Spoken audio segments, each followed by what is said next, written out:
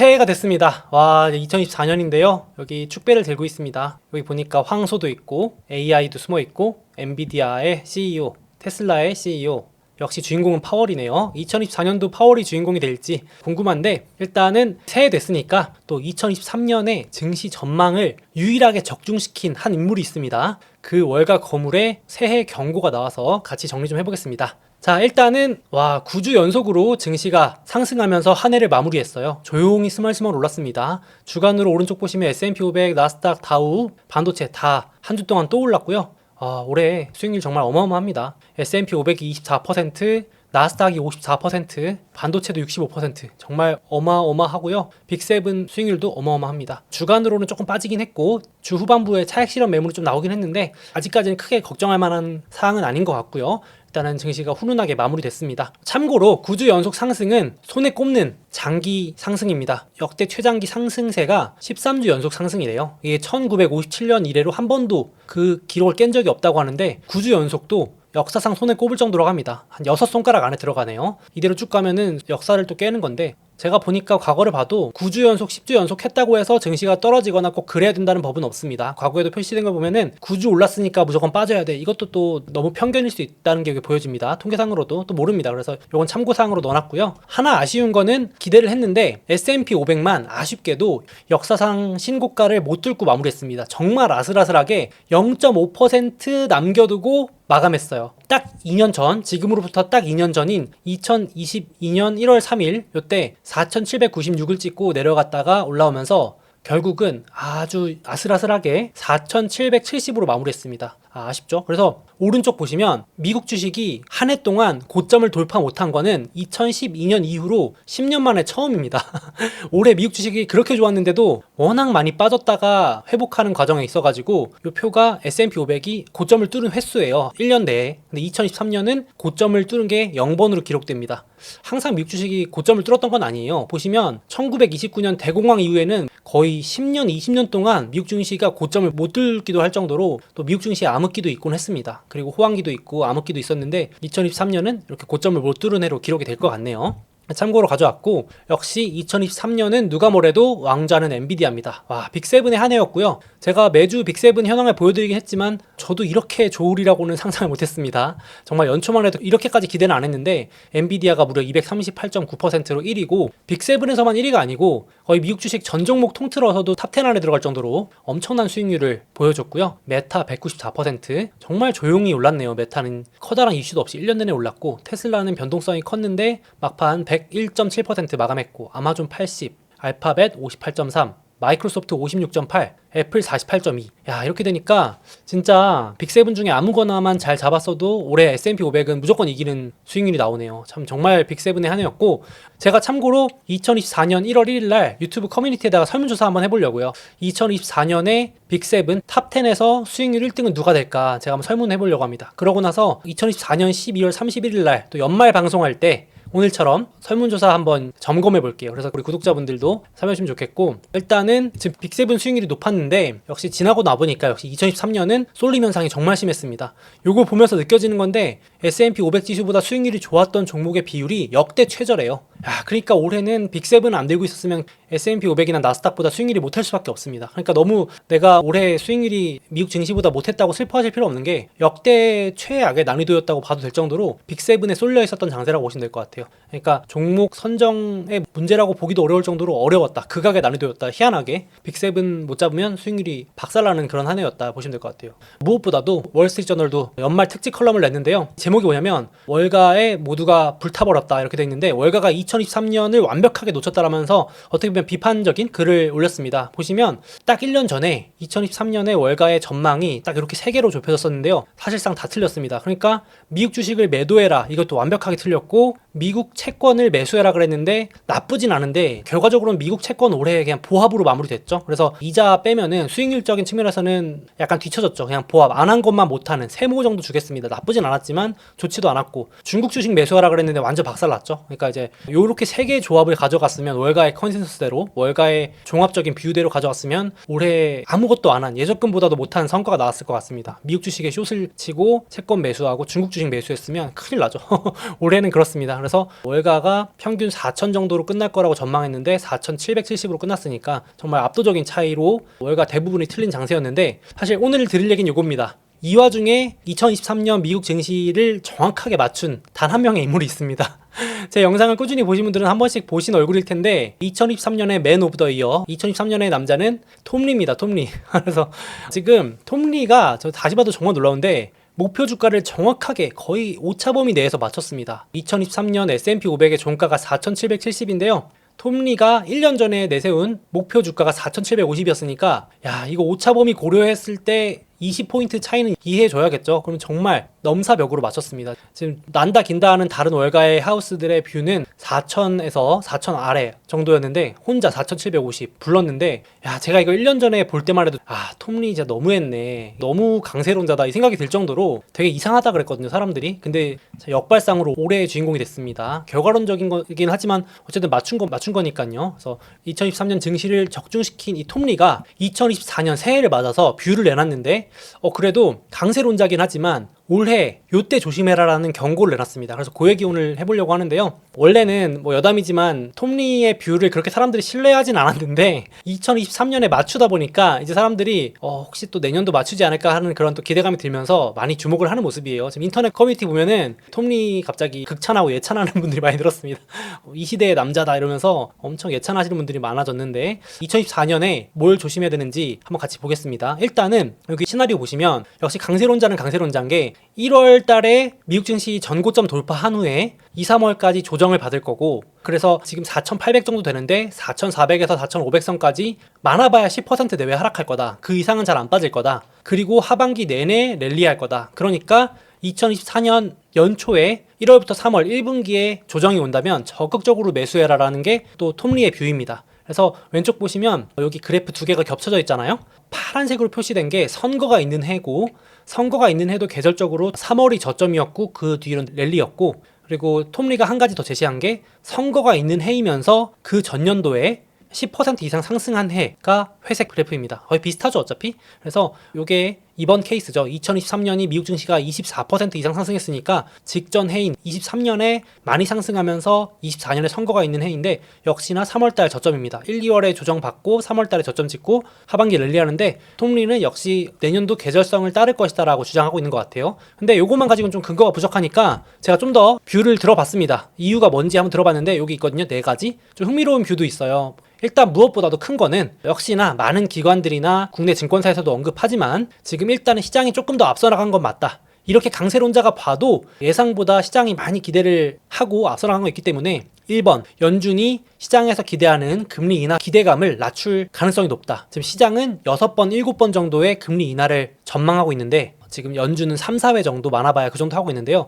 그 간격이 좀 좁아질 시간이 필요하다. 그게 기간 조정이나 가격 조정인데 그게 1, 2월 정도에 좀 쉬었다 갈 수 있다는 겁니다. 대형주랑 시장 지수가. 그래서 1월 말에 또 FOMC가 있는데 연준 의장이 까딱하면 또 매파적인 발언도 할 수 있고, 그러니까 지금 이미 너무 많이 앞서가 있다는 게 뷰였고, 요거는 많은 분들이 또 얘기하고 있는 거니까 그럴 수 있는데, 두 번째 이슈도 좀 흥미로웠어요. 요거는 톰리만 얘기한 것 같은데 요거 한번 기억해 주시면 좋을 것 같은 게 AI주들이 조정받을 핑계가 나올 것 같다라는 얘기를 하는 거예요. 그래서 무슨 얘기인가 봤더니 이제 24년에 선거도 있고 하니까 AI 가짜뉴스 이런 것들도 주목받을 수 있잖아요. 근데 AI에 관련된 어떤 부정적인 사건이 터지면서 AI에 대한 타임라인이 전반적으로 뒤로 밀릴 수 있대요. 그러니까 조정 핑계가 될 수 있다라는 건데, 이게 그게 무슨 말이냐면은 보통 전기차 관련주도 생각해 보시면 막 전기차 시대가 당장 열릴 것처럼 막 언론에서 뽐뿌를 넣고 투자해야 된다, 몇 배 오른다고 했지만 또 요즘은 전기차가 뒤로 밀린다는 얘기 많이 나오잖아요. 생각보다 전기차 가격이 비싸다, 수요가 약하다, 성장률이 둔화된다, 뭐 이런 이슈들이 나오잖아요. 그러니까 그런 식으로 또 AI 관련해서 어떤 예상치 못한 악재가 터지면서 그걸 부각시켜가지고 지금 사람들이 전부 다 AI주에 열광하고 있으니까 그 주식들이 또 지수를 많이 끌어올렸잖아요. 그런 과열을 시킬 만한 악재가 하나 나올 만하다, 2024년 중에. 그래서 AI 조정 핑계가 오면서 지수가 같이 빠질 수 있는데 요것도 연초에 또 부각될 수도 있다, 이렇게 또 나오네요. 요건 좀 흥미로웠습니다. 가능성이 있는 얘기죠. 이거는 뭐 묻지마 예언은 아닌데 충분히 가능할 수 있죠. 조정 핑계로서 AI 주식들이 빠질 수 있는 핑계로. 그리고 역시나 3번도 비슷한 내용, 대기 매수 자금이 많기 때문에 조정폭은 크지 않겠지만 그래도 기간 조정이든 가격 조정이든 1, 2월에 좀 쉬었다 갈 필요가 있고, 지금 호재를 다 반영했다. 그리고 지금 그걸 다 통틀어서 2, 3월이 계절적으로 좀 좋지 않은 해이다, 이렇게 말을 합니다. 그래서 저는 이제 이번 이슈가 좀 새로웠고, 나머지는 조금 비슷한 내용이긴 했어요. 그래서 지금 앞서 말씀드린 것처럼 시장은 지금 기준금리가 5.5인데 4%까지 6번 내릴 거라고 반영하고 있고, 연준은 요거보다 높은 빨간색 그래프 한 4.6까지 5.5에서 4.5까지 내릴 정도로 좀 차이가 많이 벌어져 있기 때문에 요거 좁히는 기간이 좀 필요하다. 그래서 실망 매물이 많이 나올 수 있다. 그게 연초에 이뤄질 수 있다. 이렇게 보고 있습니다. 그래서 연초만 좀 조심하라는 게 톰리 2023년에 적중시킨 남자의 주장이었고요. 그럼에도 불구하고 2024년 연초만 조금만 조심하면은 내년 말은 훈훈하다. 5,200이면은 현재 미국 증시의 4,800에서 10% 정도의 상승 여력이 있습니다. 그래서 미국 증시 전체는 10% 오를 수 있다고 보고, 내년에는 금융 완화의 해로 연준이 금리를 내리지 않더라도, 금리를 내리든 안 내리든 이미 시장은 금융 완화의 해로 기대를 많이 하고 있기 때문에 실질적인 금리가 내려가고 미국인들 가계 살림이 조금 더 나아지면서 최악은 지나게 되면서 조금 더 중소형주라든지 기술주라든지 이런 것들이 상승 여력이 많다라고 골라줬습니다. 탑픽을 이렇게 찍어줬어요. 그래서 5,200 정도인데 과연 내년에도 작두를 탈지, 올해는 정말 작두 탔다고 봐도 과언이 아닌데 톱니가 내년에도 맞출지 한번 봐야겠습니다. 일단 긍정적인 뷰가 나왔고요. 자, 그리고 지금 이제 국내 증권사들도 연말이라서 리포트가 많이 나왔어요. 그래가지고 제가 같이 보실 만한 리포트들 지금 요약해드리고 카페에도 올려두겠습니다. 일단은 국내 증권사 중에서 한 곳은 긍정적인 뷰를 내놨는데 역시 비슷해요.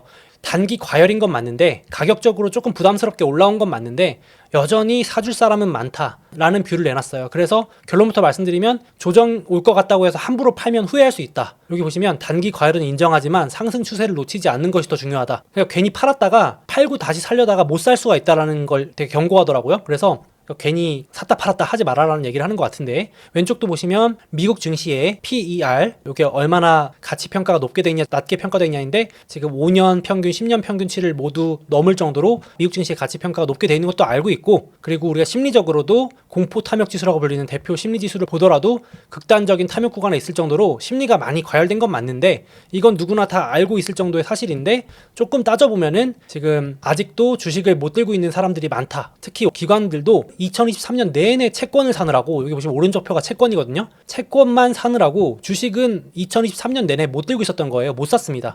뒤늦게 그래프가 이렇게 올라오고 있는데 2023년 말 돼서 갑자기 주식을 이제 사기 시작했어요. 뒤늦게. 뒤처지면 안 되니까. 그래서 아직도 주식에 대한 비중이 많이 작기 때문에 채권에 비해서 이걸 높이는 작업이 2024년 내내 이루어질 수 있기 때문에 어려운 말로 수급이라고 하죠. 기관들이 들어올 룸이 많다 라고 얘기를 하는 겁니다. 이제 이 리포트에서도. 그리고 기관뿐만 아니라 개인들도 지금 심리적으로는 탐욕이다 과열이다 하는데 막상 주식 얼마나 들고 있나 보니까 개인들의 과열 여부를 가장 잘 측정해주는 B2 신용 매수의 규모는 오히려 줄고 있다라는 겁니다. 그러니까 진짜 증시가 좋고 개인들이 자신감이 넘쳐날 때는 빚내서 주식 투자를 하거든요. 그게 이 신용 잔고 그리고 B2 규모를 보고 측정을 할 수 있는데 오히려 계속해서 B2 규모는 줄어들고 있습니다. 지금 개인들이 주식이 올라도 매수 여력이 많이 없고, 그러니까 이제 빚까지 내서 투자할 여력은 없는 거죠. 지금 오히려 빚 갚기 바빴다는 겁니다. 그래서 지금 이게 과열이 아니기 때문에 나올 매물보다도 오히려 사람들이 이제 나중에 더 떨어지면 추가 매수를 할 여력이 더 많다라고 해석이 되는 거죠.